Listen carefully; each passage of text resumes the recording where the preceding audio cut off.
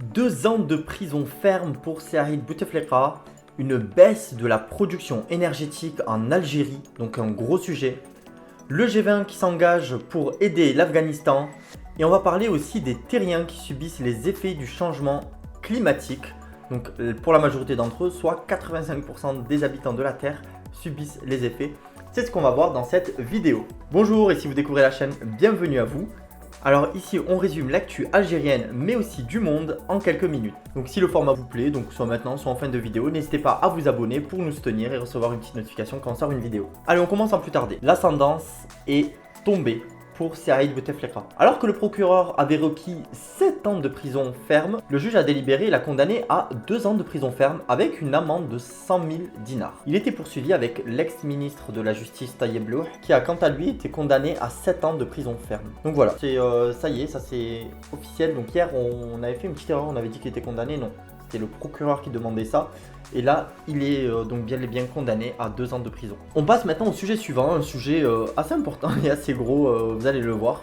Donc, est-ce que vous vous souvenez de l'histoire de Moslem Bouakbar, donc cet agriculteur de Constantine qui s'était mis à creuser pour chercher de l'eau, mais à la place, il avait trouvé du pétrole. C'était une belle découverte et c'était surprenant puisque les réserves de pétrole connues jusqu'ici se trouvaient dans le Sahara. Du coup, hier, le président Tebboune a autorisé l'Agence nationale pour la valorisation des ressources d'hydrocarbures a lancé une exploration des hydrocarbures dans 13 wilayas du nord de l'Algérie. Si le président a décidé d'accepter ces nouvelles recherches, parce que la production en hydrocarbures baisse depuis quelque temps en Algérie. En 2019, l'Algérie a produit chaque jour 1,4 million de barils de pétrole, et c'est 17% de moins par rapport à 2009. Selon le ministre de l'énergie, en 2019, l'Algérie produisait 157 millions de tonnes de pétrole et de gaz, alors qu'en 2020, on en produit 142 millions.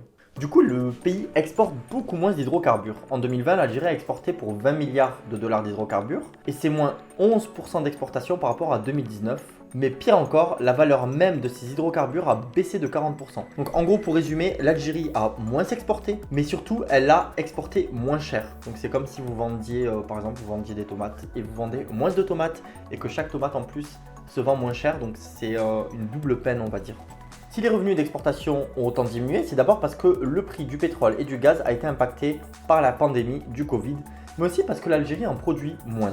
Et si l'Algérie en produit moins, on y arrive, c'est tout simplement parce qu'il y a peu d'étrangers qui investissent dans ce domaine. Cette baisse d'exportation a durement impacté l'économie du pays, car elle a réduit les entrées financières, alors que parallèlement, la demande en électricité à l'intérieur du pays ne fait qu'augmenter. Du coup, pour se relever, le gouvernement algérien a décidé de changer le fusil d'épaule et d'aller faire des recherches en hydrocarbures là où il n'y en avait pas. On ne sait pas si c'est une bonne stratégie ou pas. Beaucoup pensent qu'il serait préférable d'aller voir vers les technologies, l'éducation, etc. et ne pas se focus sur l'hydrocarbure.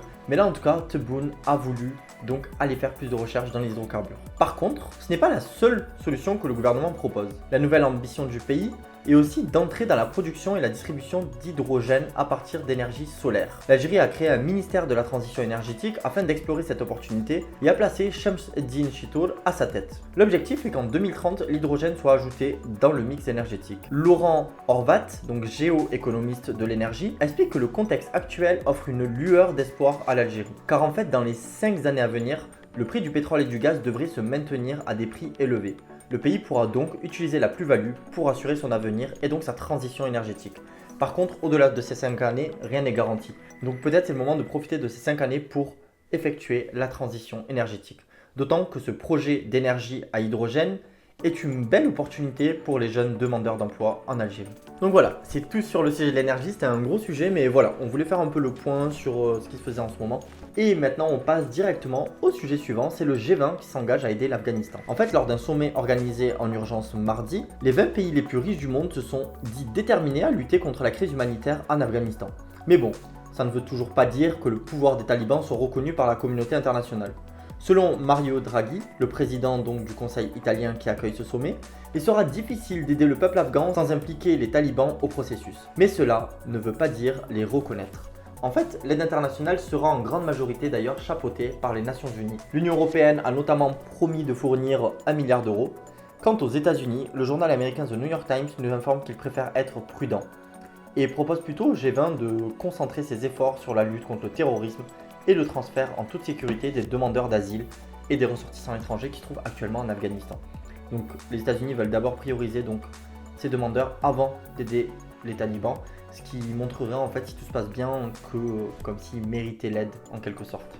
Rappelons que les États-Unis ont quelques séquelles donc de ce qui s'est passé en Afghanistan puisqu'ils sont restés 10 ans et après 10 ans tout a repris vraiment comme avant, donc les talibans ont repris le pouvoir, donc forcément ils vont avoir plus de difficultés à s'investir tout autant et aussi facilement surtout.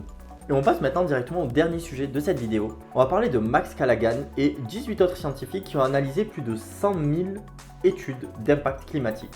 C'est quoi leur conclusion? Leur conclusion, c'est que 80% de la surface de la Terre, où vit donc 85% de la population mondiale, enregistre déjà les effets du dérèglement climatique. Les chercheurs expliquent dans leur article s'être servi d'une intelligence artificielle appelée Bidirectional Encoder Representation from Transformers.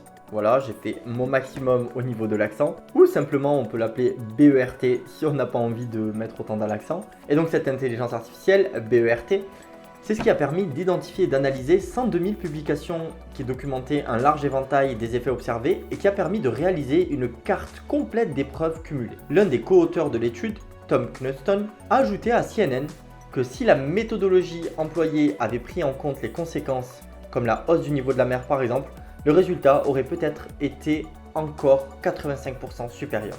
Donc en gros c'est déjà grave et ils n'ont même pas pris en compte tous les éléments. Bien sûr c'est un sujet très large à étudier. Si ça vous intéresse, on vous met en description bien sûr l'article et les différentes études. Voilà, c'est tout pour aujourd'hui. J'espère que le format vous a plu. Aujourd'hui c'était une vidéo assez longue mais en même temps du coup on a appris plein de choses. Donc c'est pas plus mal au final. Si le format vous a plu en tout cas, n'hésitez pas à vous abonner. Si vous avez des questions ou des suggestions sur l'un des sujets, sur la vidéo, sur ma façon de parler, vraiment tout ce que vous voulez, n'hésitez pas à le faire en commentaire. En général, on répond.